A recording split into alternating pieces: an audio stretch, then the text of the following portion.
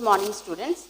Today I will teach you about some topics from chapter 4 according to your syllabus, early stages of collective action, characteristics and analysis. The topics are the revolt of 1857, the Queen's Proclamation, age of associations. Now let's start the first topic, the revolt of 1857.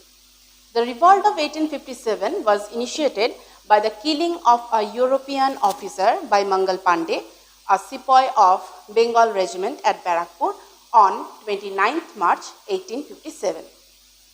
Mangal Pandey and his companions, who refused to arrest Mangal Pandey and ignoring the orders of the European superiors, were ultimately hanged. Gradually, this incident sparked the rebellion which started at Meerut on 10th May 1857. It spread to Delhi, Kanpur, Lucknow, Banaras, Oudh, Shahjahanpur, Allahabad, Jhansi, Fatehpur, Ara, Rohilkhand, Gaya, Muradabad, Bareilly. The rebellers wanted to put an end to the company's rule and proclaimed the last Mughal ruler Bahadur Shah II as the Emperor of India. Social, economic, military, political, religious, all these factors contributed to the outbreak of the revolt of 1857. But the immediate cause for the revolt of 1857 was the newly introduction of Enfield rifle by the British. The rifle was, the cartridges of the rifle was greased with cow or pig fat, which was hated by both the Hindus and the Muslims. They felt that it was a trick by the British on them to convert them into Christianity. So they broke out into revolt.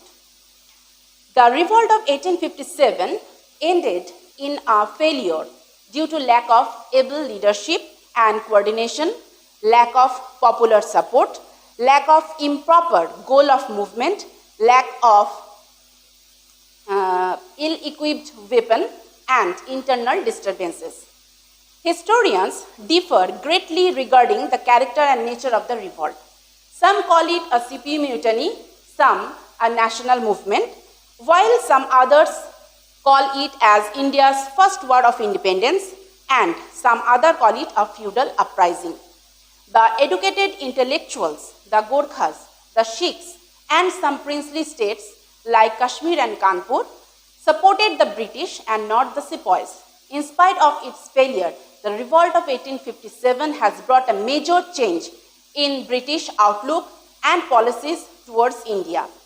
As a result of the revolt, the rule of company came to an end and India was brought under the British Crown by the Government of India Act.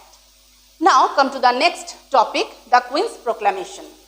The Queen's Proclamation was announced by Lord Canning on 1st November 1858 at a grand darbar in Allahabad in the name of Queen's Proclamation. By the proclamation, the Indians were given complete religious freedom and they were now be eligible for securing posts in public offices or governmental services according to their qualifications irrespective of their caste and creed.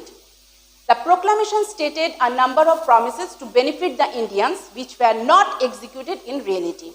Historian Bipin Chandra had called this a political bluff. Now, the last point, age of associations.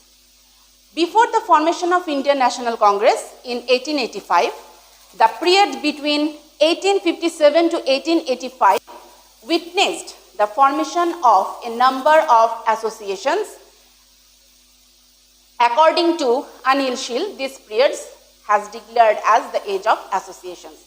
Some such associations are written in the board like Bangabhasha Prakashika Sabha, Zamindari Association, Bharat Sabha, British Indian Association, Hindu Mela, Pune Sarvajanik Sabha, Bombay Presidency Association, Madras Mahajan Sabha, etc. Now, I think this video will help you a lot. In the next video, I will give you an idea about some other topics from chapter 4. Till then, thank you.